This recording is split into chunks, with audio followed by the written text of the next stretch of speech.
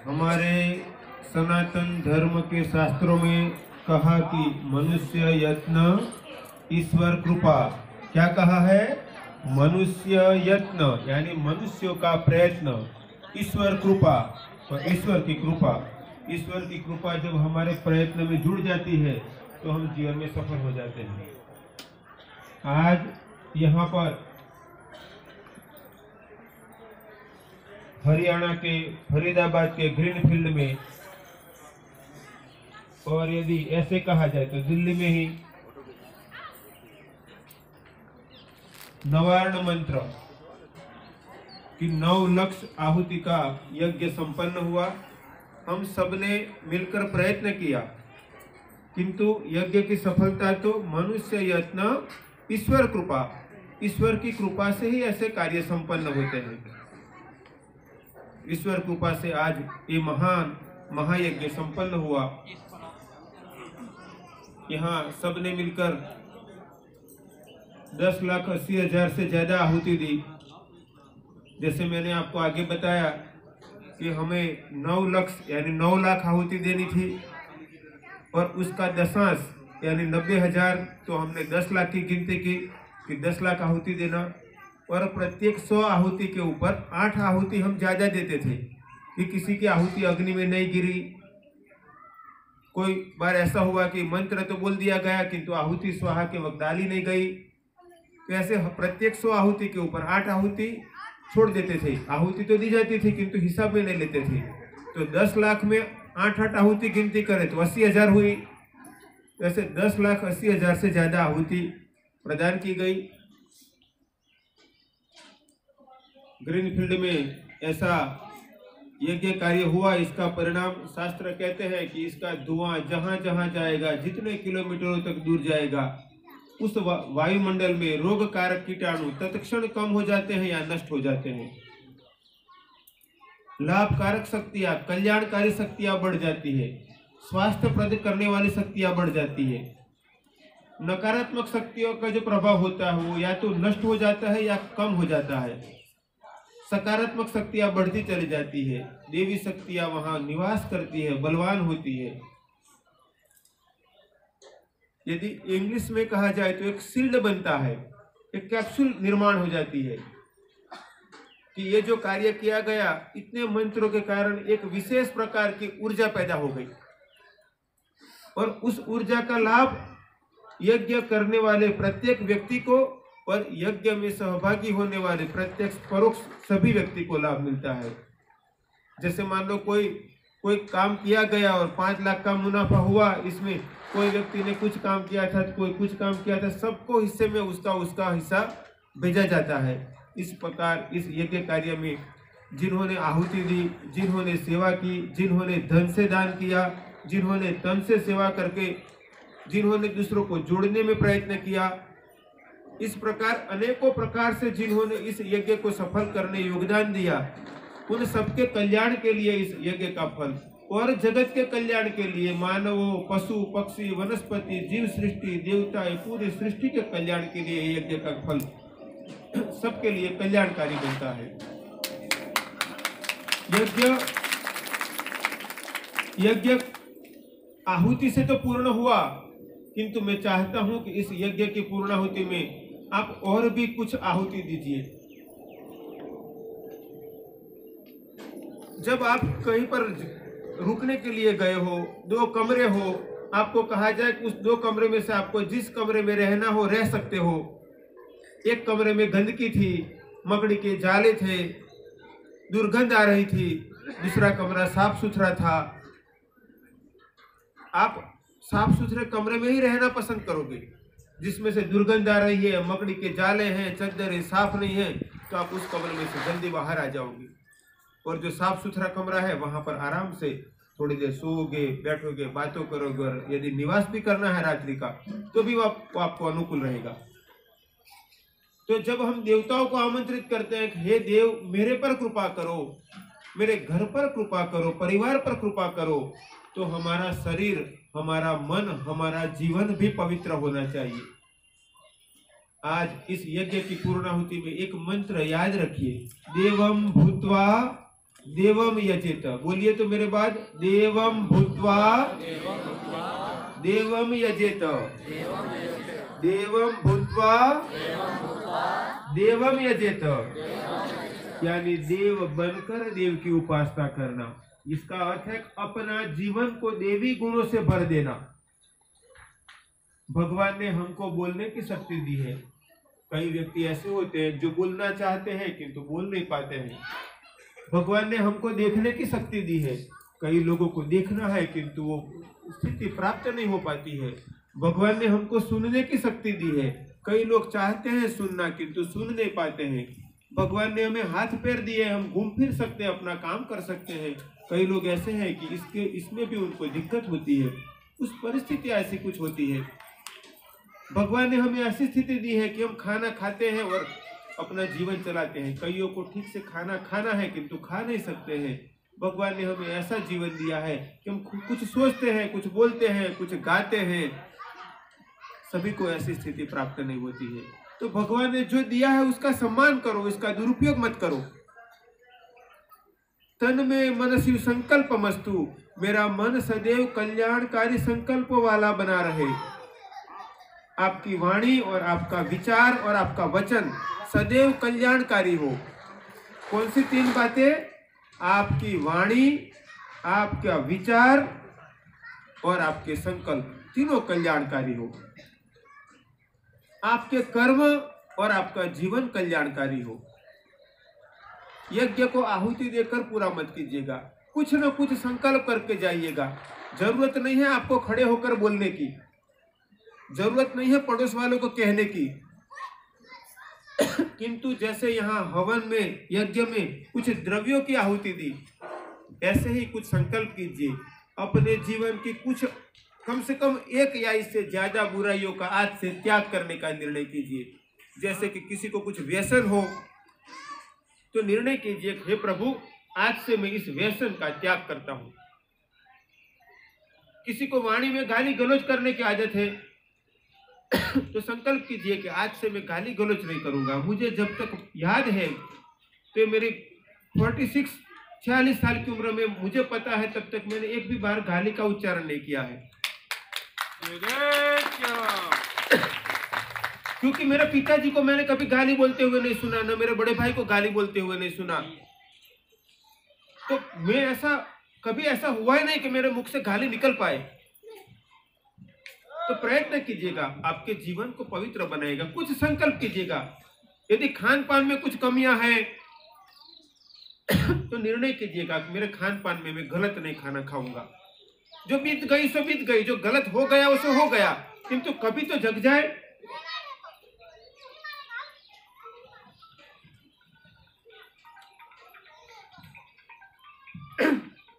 उठ जाग मुसाफिर भोर भई, अब रैन कहाँ जो सोवत है। जो सोवत है वह खोवत है, जो जागत है वह पावत है। जो सोते सोते जिंदगी बीत गई वो बीत गई, अब तो जग जाओ। कुछ तो अच्छा तय करो कि मैं मेरे जीवन को पवित्र बनाऊंगा, मैं गाली गलौज नहीं करूंगा, मैं ऐसा खाना नहीं खाऊंगा कि जो हमारे शास्त्रों ने गलत कहा है। मेरा जीवन ऐसा रहेगा कि मेरे लिए कल्याणकारी हो, परिवार के लिए कल्याणकारी हो, सभी के लिए कल्याणकारी हो। साथ में ये भी संकल्प कीजिएगा कि मैं धर्म कार्य जरूर करूंगा, मैं सनातन धर्म को अपने जीवन में अपनाऊंगा। यदि वर्तमान की स्थिति क्या है? वर्तमान की स्थिति ऐसी है कि हम 100 व्यक्तियों को पूछे कि आप में से यज्ञ करना कितनों को आता है। राम जी को मानते हो तो हाँ स्वामी जी, किशन जी को मानते हो, कन्हैया को मानते हो तो हाँ स्वामी जी, शिव जी को मानते हो हाँ स्वामी जी, देव दर्शन करने के लिए जाते हो हाँ स्वामी जी, आपके घर में दिया पूजा करते हो हाँ स्वामी जी। यज्ञ करना आता है ना स्वामी जी। आपको आपके इष्ट देव का पूजन करने के लिए कहा जाए, आप जिस देव को मानते हो कि ये शास्त्र विधि अनुसार पूजन करके बताओ, ये सामग्री रखी हुई है। हो सकता है 100 में से 10 को भी ना आता हो, तो कह रहे स्वामी जी दिया जला लेंगे, आरती कर लेंगे, किंतु शास्त्र के अनुसार पूजन करना नहीं आता है। हमारे ऋषियों ने कहा कि हम झाड़ू लगाते हैं तभी भी कई जीव मर जाते हैं। सीटी यदि चल रही हो, आपने झाड़ू घुमा दिया, हो सकता है उसको फ्रैक्चर हो जाए, मर जाए, हम उसको ये देखने का भी ख्याल नहीं करते हैं। शास्त्रों में तो नहीं लिखा है, किंतु वर्तमान में गाड़ियां चलाते हैं, बाइक चलाते हैं, तभी भी कई जीव मरते होंगे। चूल्हा जलाते हैं, अभी गैस स्टोव चलाते हैं, तभी भी कई जीव मरते होंगे। यदि आटा पीसते हैं तो पहले तो खुले में था, अब तो अभी सिस्टम बदली हुई है, फिर भी कई जीव मर सकते हैं। तो ऐसी कई स्थितियां होती है, हम नहीं चाहते हैं मारने का कई जीवों को, फिर भी वो मर जाते हैं। हमारे ऋषियों ने कहा कि अनजाने में ऐसे किए गए कर्मों से कुछ फलों से मुक्ति मिले और हम स्वस्थ और दीर्घायु जीवन जिए, इसलिए संध्या कर्म सभी मनुष्यों को करना चाहिए। अब संसार के सभी मनुष्य कदाचित न करे, किंतु सभी हिंदुओं को तो करना चाहिए, क्योंकि हमारा तो धर्म है। संध्या कर्म में क्या करना चाहिए? सूर्योदय से पहले सूर्य को एक लोटे में जल लेकर गायत्री मंत्र बोलते हुए या तो सूर्य का मंत्र बोलते हुए अर्घ देना। इसके बाद बैठकर प्राणायाम करना, गायत्री मंत्र का जप करना, अगमर्शन की क्रिया यानी दाहिने हाथ में जल लेना, बाएं नाक से श्वास निकालते हुए उस जल में जाए श्वास, ऐसे भाव के साथ अपने में जो बुराइयां है, कमियां हैं, अपने जो दोष है, उसका त्याग करने के निर्णय के साथ उस जल को फेंक देना।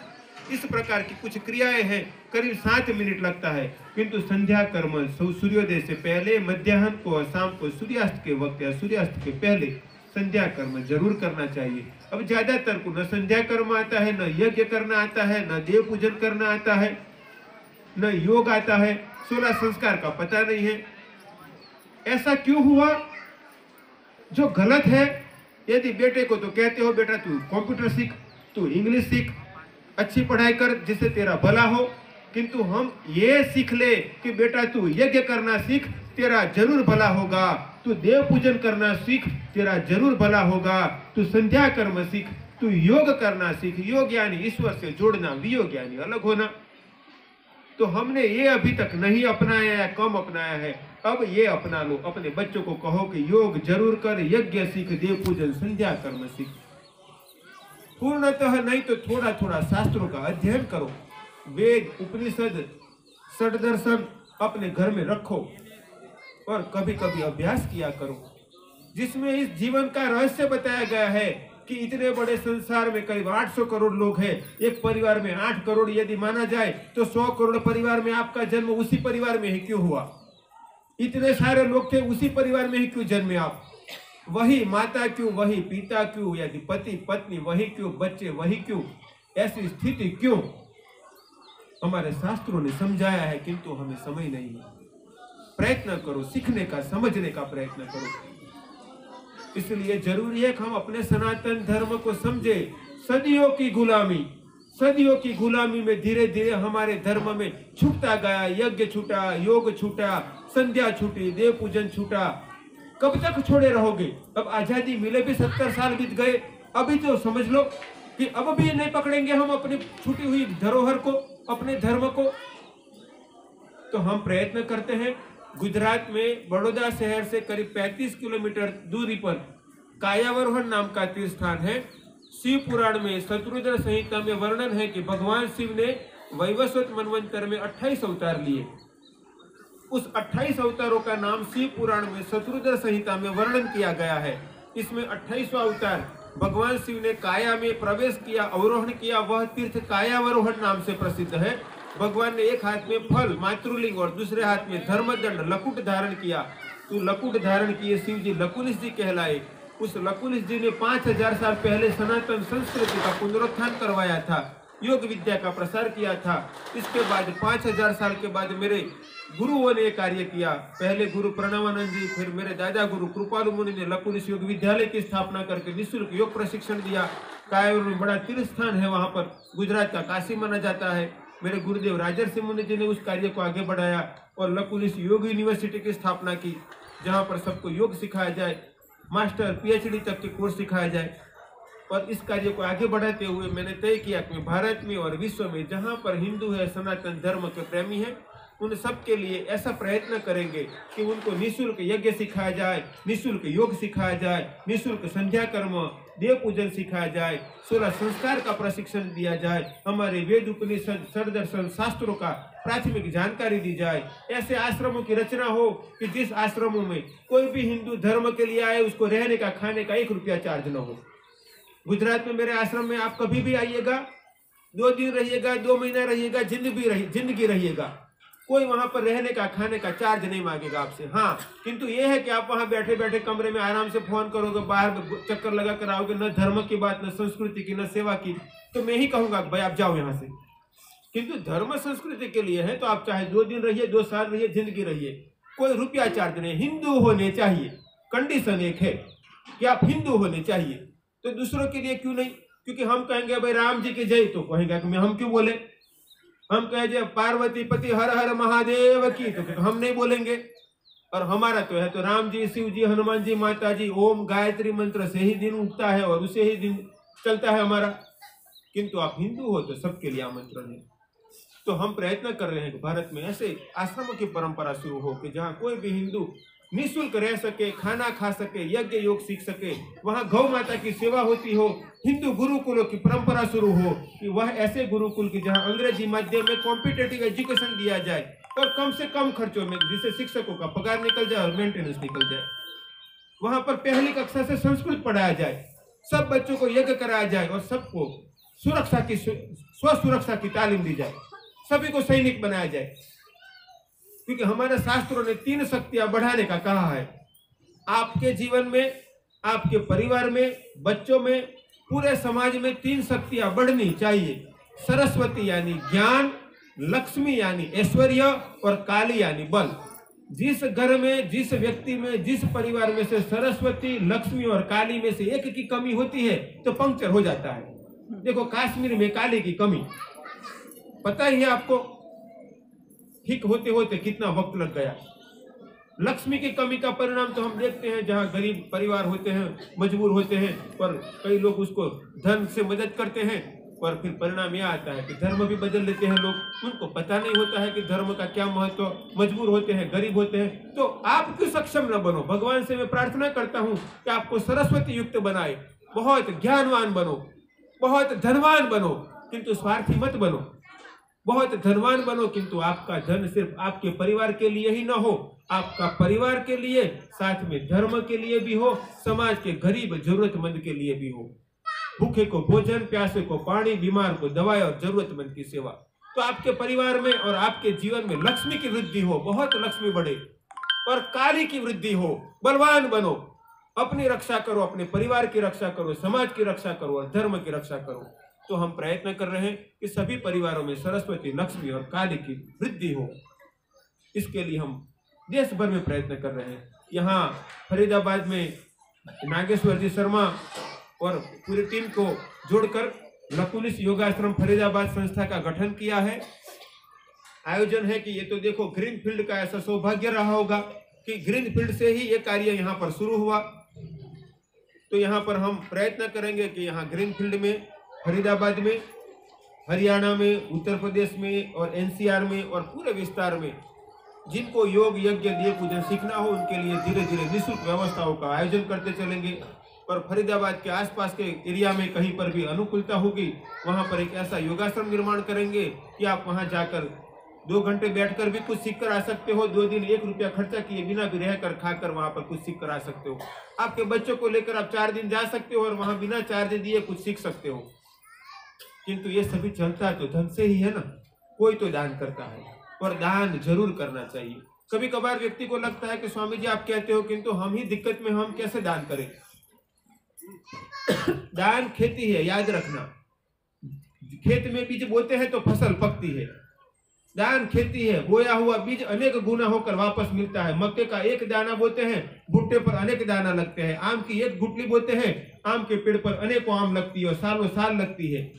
किसी कोई कहेगा कि स्वामी जी ठीक है, किंतु हमारे पास ऐसी आर्थिक स्थिति नहीं है। किसी के पास 100 रुपया हो, 100 रुपया में से 10 रुपये का दान करे तो उसने अपनी संपत्ति का 10% दान किया। किसी के पास 1 करोड़ रुपया हो और 1 लाख का दान करे तो उसने 1% का दान किया। तो 1 लाख रुपया दान करने वालों से 10 रुपया दान करने वालों को 10 गुना फल मिलेगा। कितना दिया उसका ज्यादा महत्व से कितने आपके पास कितना था और उसमें से कितना दिया उसका ज्यादा महत्व है। और समाज में बहुत ऐसे लोग हैं, देखो यज्ञ करने के लिए भी धन की जरूरत है, संस्था आश्रम निर्माण करने के लिए भी धन की जरूरत है, भूखे को भोजन कराने के लिए भी धन की जरूरत है, बीमार की दवाई कराने के लिए धन की जरूरत है। तो आप आपके आसपास में जो भी जरूरतमंद है उनको मदद कीजिएगा, धर्म के कार्य कीजिएगा, परमार्थ के कार्य कीजिएगा। मैं भगवान से प्रार्थना करता हूँ कि आप सबको ऐसी परिस्थिति दे, ऐसी मति दे कि जिससे आप ज्ञानवान तो बनो, धनवान बनो और साथ में ही आपका धन परमार्थ के कार्यों में सदैव लगा रहे, आपके घर से धर्म की ध्वजा पताका सदैव फहराती रहे। अंत में पुनः याद कराता हूं, आज यज्ञ करके आप यहां से जाओगे, किंतु साथ में कम से कम एक बुराई छोड़ने का और एक अच्छाई को जीवन में धारण करने का अपने मन में संकल्प करें। कोई ना कोई अच्छाई धारण करे। जैसे कि मैं प्रतिदिन 5 माला मंत्र जप करूंगा या 1 माला मंत्र जप करूंगा, या मैं प्रतिदिन 15 मिनट प्राणायाम करूंगा, मैं 10 मिनट ध्यान करूंगा या ध्यान करूंगी, मैं सप्ताह में 1 दिन जरूर मंदिर में दर्शन करने के लिए जाऊंगा। ऐसे कुछ भी, तो मैं भगवत गीता के 1 अध्याय का प्रतिदिन पाठ करूंगा, मैं रामचरितमानस का अध्ययन करूंगी। ऐसे कुछ भी निर्णय लो, किंतु एक अच्छा निर्णय लो और एक बुराई का त्याग करो। और अंत में एक बात कहता हूं, हमारे भारत में देवताओं की प्रार्थना में एक मंत्र बोला जाता है, असतो मां सद्गमय। आपको आगे आता होगा कईयों को, तमसो मां ज्योतिर्गमय। क्या बोले हम? तमसो मां, तमस यानी अंधकार, ज्योतिर्गमय यानी प्रकाश की ओर चलना। ये हमारी संस्कृति, ये हमारी परंपरा कि अंधकार से प्रकाश की ओर ले चलो। हे प्रभु, हमें अंधकार से प्रकाश की ओर ले चलो। किंतु कई परिवारों में ऐसा होता है कि बेटे का जन्मदिन होता है, सभी लोग इकट्ठे होते हैं, मोमबत्ती जलाते हैं और बेटे का जन्मदिन की खुशी मनाते, अंधेरा करते हैं। तेरे जीवन में आज से अंधेरा हो, तेरा नया साल अंधेरे वाला हो। लोग घर में तो दिया जलाते हो भगवान के आगे। जब कोई फंक्शन होता है तो इकट्ठे होकर 4 मेहमान इकट्ठे होकर दिया जलाते हैं, और बेटे का जन्मदिन है तो दिया जलाने की जगह आज से अंधेरा हो। ये कहां से हमारा सनातन धर्म का शिक्षण है? ये तो विदेश से आ गया, हमारे धर्म का नहीं है। तो इसमें शर्म क्या? जो गलत है उसको छोड़ने में और सही है उसको पकड़ने में शर्म क्या? ऐसा जन्मदिन मनाओ कि बेटे के 12वीं जन्मदिन है, 12 दिए रखो और हर दिए में गाय का घी रखो। में मोमबत्ती मत रखो, गाय का घी खोज लाओ, देसी गाय का घी खोज कर लाओ और 12 दिया रखो और एक प्लेट में थाली के अंदर 12 दिए रख दिए, नीचे चावल फूल इत्यादि रख दो। और वहां पर जो खड़े हैं, एक व्यक्ति ने चाहे मोमबत्ती के द्वारा या तो दूसरे कोई माध्यम के द्वारा आपने एक दिया जलाया, दादाजी ने एक दिया जलाया, और कहो कि पहले दिया जलाकर बाद में बेटे को आशीर्वाद दो। दादा ने आशीर्वाद दिया, बेटा भगवान तुझे दीर्घायु बनाए। फिर उसके पिता ने दिया जलाया, फिर कहा बेटा भगवान तुझे यशस्वी बनाए। फिर माता ने दिया जलाया, कहा बेटा भगवान तुझे स्वस्थ जीवन दे। उसके मित्र ने दिया जलाया, भगवान तुझे बहुत गाड़ियां दे। उसके दूसरे दोस्त ने दिया जलाया, भगवान तुझे बहुत मकान दे। तीसरे दोस्त ने दिया जलाया, भगवान तुझे दुनिया में घूमने की अनुकूलता दे। कितनी अच्छी बात। यदि 25वां जन्मदिन 25 दिया जलाओ और बाद में उस दियो को बंद मत करो। अपना जीवन जब सहज मृत्यु की ओर जाए वो ठीक है। यदि बीच में से हम खत्म कर दे तो उसको क्या कहते हैं? कोई व्यक्ति अपने आप खुद ही अपना जीवन खत्म करे तो क्या कहते हैं? आत्महत्या। तो दिए को भी खुद मत बंद कर दो। उस थाली को ऐसी जगह रखो कि जहां कपड़ा स्पर्श न करे, अपने आप पवन से या तो ऐसे ही दिए बंद हो जाए, वो ठीक है। खुद दिए को बंद मत करो। ऐसा जन्मदिन मनाओ। जन्मदिन के दिन इकट्ठे होकर अपने रिश्तेदारों के साथ 4 लोग ने मिलकर खाना खा लिया, इसमें कौन सा पुण्य किया? 10 दोस्तों ने इकट्ठा होकर नाच गान किया और खाना खाया, इसमें कौन सा पुण्य हुआ? उन लोगों को जाकर मिठाई खिलाओ कि जिनको बार बार मिठाई नहीं मिलती है, उन गरीब को मिठाई खिलाओ। उनको जाकर ड्राई फ्रूट बांटो। यदि क्षमतावान हो तो 100-200 ग्राम ड्राई फ्रूट एक थाली में पैक करके उन गरीबों को दे दो, बच्चों को। यदि धनवान हो तो 50 जोड़ी 70 जोड़ी कपड़े लाकर उन बच्चों को बांटो, टी शर्ट लाकर उन बच्चों को बांटो जो खुश हो जाएंगे, स्लीपर लाकर उन बच्चों को बांटो। ऐसे जन्मदिन मनाओ। सिविल अस्पताल में चले जाओ और सब गरीब जो दवाखाने में उनको कुछ मदद करो। तो प्रयत्न करो आपकी खुशियां सनातन धर्म के अनुसार हो, पाश्चात्य अनुकरण के अनुसार दिया बुझाने का काम आज से बंद करना। मैं चाहता हूं शुरुआत आपके परिवार से हो, और ये करोगे ना? कितने लोग पालन करेंगे? भगवान से मैं प्रार्थना करता हूं आपका कल्याण हो, आपके बच्चों का कल्याण हो, आपकी पीढ़ी का कल्याण हो, क्योंकि मैं चाहता हूं कि यह पाश्चात्य अनुकरण बंद होना चाहिए हमारे सनातन धर्म में से। मोमबत्ती बुझाते बुझाते हमने बहुत वक्त बिता दिया, अब तो गाय का घी का दिया जले, आपके बच्चों के जीवन में प्रकाश हो, आपकी पीढ़ियों का कल्याण हो। तो आप सब प्रयत्न करना कि हम सनातन धर्म का जीवन जिए। आपके घर में भजन कीर्तन हो, सत्संग हो, और बच्चों को भी सिखाओ। अंत में आप सबको मैं आमंत्रित करता हूं कि जिसको भी मौका मिले, यहाँ से ये पैम्पलेट है, आप ले जा सकते हो, इसमें एड्रेस लिखा हुआ है। कभी भी गुजरात आओ, हमारे आश्रम में आइए, 2 दिन 5 दिन 10 दिन 15 दिन महीना रहिएगा। और किसी को लगे कि बच्चों की शादी हो गई है स्वामी जी, तो शेष जीवन आश्रम में आ जाए, बहुत जगह है। वेलकम, स्वागत है आपका। क्योंकि हमारे पुरातन काल में 4 आश्रम की परंपरा थी, ब्रह्मचर्य आश्रम, गृहस्थ आश्रम, वानप्रस्थ आश्रम और संन्यास्त आश्रम। बचपन में पढ़ना, यदि फिर सन्यासी साधु नहीं बनना है तो गृहस्थ में जीवन जीकर धर्म कर्म करना, और जब बच्चों की शादी हो जाए, ऊपर मैसेज आने लगे सफेद का, तो समझ लेना कि अब आ गया है मैसेज। तो वानप्रस्थ जीवन जीना, यानी बच्चों को घर परिवार सौंप कर किसी आश्रम में या वन में जाना, तब करना, अपनी बुराइयों को खत्म करना और सेवा परमार्थ के काम करना। किंतु अब ऐसा लगता है कि ज्यादातर लोगों को लगता है कि मेहनत करके घर बसाया, गाड़ी बसाई, अब सुख के दिन आए, घर में बहू आ गई, अब बेटा बेटी की शादी हो गई, अब सुख के दिन आए, तब छोड़कर साधु बनना। ज्यादातर लोगों की यह स्थिति होती है। अरे भाई बहन, जब भगवान के ओर से बिना पूछे टिकट आ जाएगी और जाना पड़ेगा, इससे पहले अपने पैर पर ही चल के जाओ तो कितना अच्छा। तो वानप्रस्थ आश्रम, फिर भी यदि आप साधु न बन सको पीले कपड़ों में, तो थोड़े थोड़े दिन तो रह सकते हो। और मेरे आश्रम में किसी को हम आग्रह नहीं करते हैं कि राम को मानो, कि शिव जी को मानो, कि माता जी को मानो, साकार को मानो या निराकार को मानो। मैं तो इतना ही कहता हूँ, हिंदू बने रहो और सनातन धर्म का कार्य करो। मैं किसी को आग्रह नहीं करता हूँ। आश्रम में किसी को बंधन नहीं है कि सुबह में आरती में आना ही आना है, यज्ञ में बैठना ही बैठना है, ऐसा किसी को आग्रह नहीं है। हम सब मिलकर प्रयत्न करें कि वाड़ाबंदी खत्म करें। क्यों हम सब हिंदू एक मुट्ठी की भांति न रहे?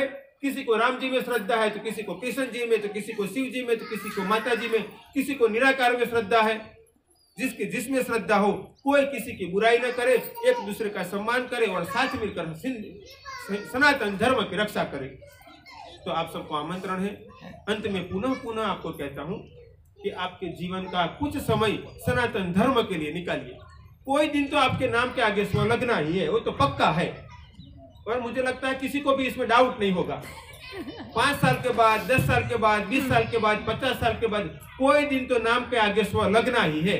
और घर के कोने में एक फोटो होगा, प्लास्टिक का एक हार लटकता होगा, नीचे स्व लिखा होगा, और थोड़े थोड़े दिनों में कभी तिलक करेंगे, और फिर तो साल में एक बार ही, बाकी तो वो ऐसे ही रहेगा। और अब तो कौवे भी नहीं आते हैं, तो जिंदा ही अच्छा काम कर लो। भगवान से मैं प्रार्थना करता हूँ, हम सब मिलकर उत्तम कार्य करें, सनातन धर्म का कार्य करें। भगवान आप सबको ऐसी मति दे, शक्ति दे, परिस्थिति दे, ऐसे आत्मीय जन दे, ऐसी क्षमता दे। आप सनातन धर्म को उत्तम धारण करो, सनातन संस्कृति को उत्तम धारण करो। आपका, आपके परिवार का, आपके बच्चों का, आप सबका कल्याण हो। आपके घरों में, आपके परिवार में, आपके जीवन में सरस्वती बढ़े, लक्ष्मी बढ़े, काली बढ़े, और आप अपने कल्याण के साथ सर्व कल्याण के लिए सदैव प्रयत्नशील रहो। ओम ओम। सबका मंगल हो, सबका मंगल हो, सबका मंगल हो।